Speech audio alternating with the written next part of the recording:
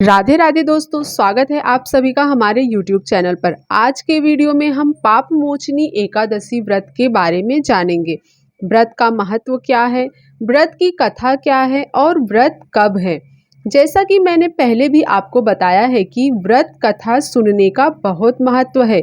यदि आप व्रत नहीं रखते हो तो भी आपको व्रत कथा अवश्य सुननी चाहिए, और यदि आप व्रत रखते हैं तब तो आपको डेफिनेटली व्रत कथा सुननी चाहिए, क्योंकि बिना व्रत कथा सुने आपका व्रत पूर्ण नहीं होगा, और यदि व्रत पूरा नहीं होगा तो आपको आपके व्रत का पूरा लाभ नहीं मिलेगा। आपको व्रत कथा सुनने के लिए कहीं और जाने की जरूरत नहीं है, क्योंकि हम अपने चैनल के माध्यम से सभी व्रत कथाओं को आप तक पहुंचाते रहेंगे। आपको बस एक छोटा सा काम करना है, हमारे चैनल को सब्सक्राइब करके बेल आइकन को प्रेस करना है। तो चलिए कथा शुरू करते हैं। सबसे पहले हम आपको बता दें कि पाप मोचनी एकादशी कब है।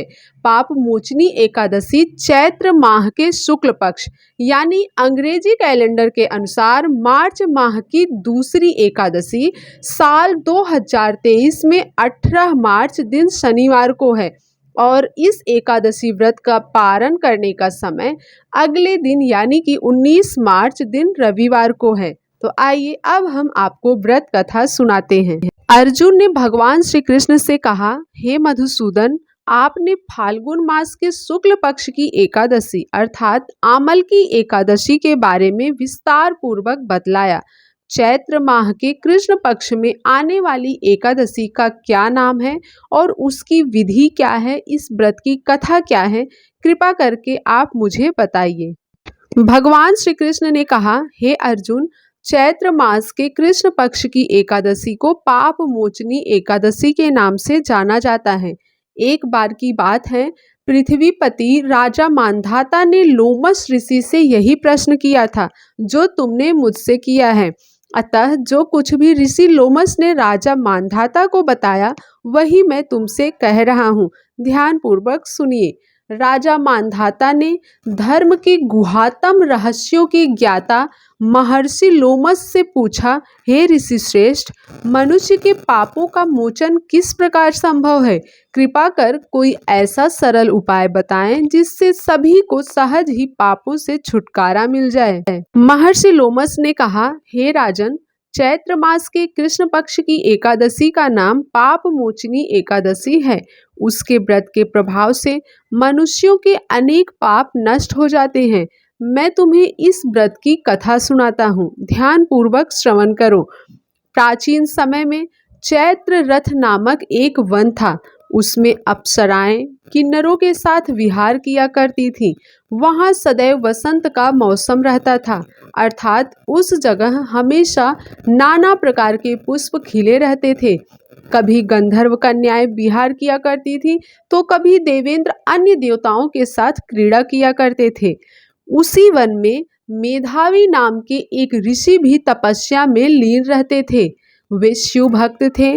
एक दिन मंजू घोषा नामक एक अप्सरा ने उनको मोहित कर उनकी निकटता का लाभ उठाने की चेष्टा की। इसीलिए वह कुछ दूरी पर बैठकर वीणा बजाकर मधुर स्वर में गाने लगी। उसी समय शिव भक्त महर्षि मेधावी को कामदेव भी जीतने का प्रयास करने लगे।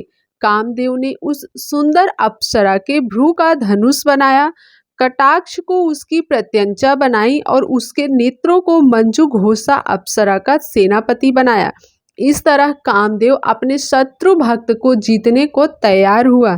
उस समय महर्षि मेधावी भी युवावस्था में थे और काफी हृष्ट पुष्ट थे। उन्होंने यज्ञोपवीत तथा दंड धारण कर रखा था। वे दूसरे कामदेव के समान प्रतीत हो रहे थे।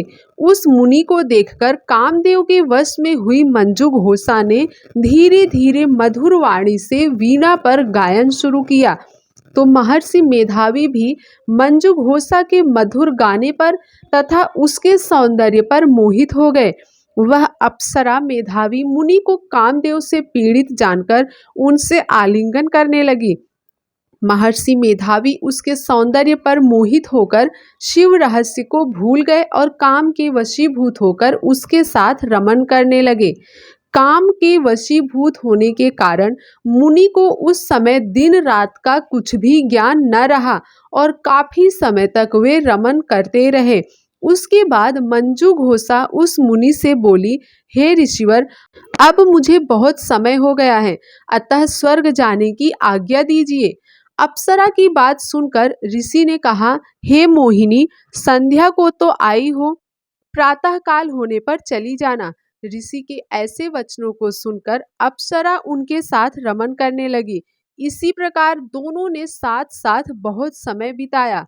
मंजू घोषा ने एक दिन ऋषि से कहा, हे विप्र, अब आप मुझे स्वर्ग जाने की आज्ञा दीजिए। मुनि ने इस बार भी वही कहा, हे रूपसी, अभी ज्यादा समय व्यतीत नहीं हुआ है, कुछ समय और ठहरो। मुनि की बात सुन अप्सरा ने कहा, हे ऋषिवर, आपकी रात तो बहुत लंबी है, आप स्वयं ही सोचिए कि मुझे आपके पास आए कितना समय हो गया है। अब और ज्यादा समय तक ठहरना क्या उचित है? अप्सरा की बात सुन मुनि को समय का बोध हुआ और वह गंभीरता पूर्वक विचार करने लगे। जब उन्हें समय का ज्ञान हुआ कि उन्हें रमन करते 57 वर्ष व्यतीत हो चुके हैं, तो उस अप्सरा को वह काल का रूप समझने लगे। इतना ज्यादा समय भोग विलास में व्यर्थ चला जाने पर उन्हें बड़ा क्रोध आया। अब वह भयंकर क्रोध में जलते हुए उस तप नाश करने वाली अप्सरा की तरफ भ्रिकुटी तानकर देखने लगे। क्रोध से उनके अधर कांपने लगे और इंद्रियां बेकाबू होने लगी। क्रोध से थरथराते स्वर में मुनि ने उस अप्सरा से कहा, मेरे तप को नष्ट करने वाली दुष्टा, तू महापापिन और बहुत ही दुराचारिणी है। तुझ पर धिक्कार है, अब तू मेरे श्राप से पिशाचिनी बन जा। मुनि के क्रोध युक्त श्राप से वह अप्सरा पिशाचिनी बन गई। यह देख वह व्यथित होकर बोली, हे ऋषिवर, अब मुझ पर क्रोध त्याग कर प्रसन्न होइए और कृपा करके बताइए कि इस श्राप का निवारण किस प्रकार होगा।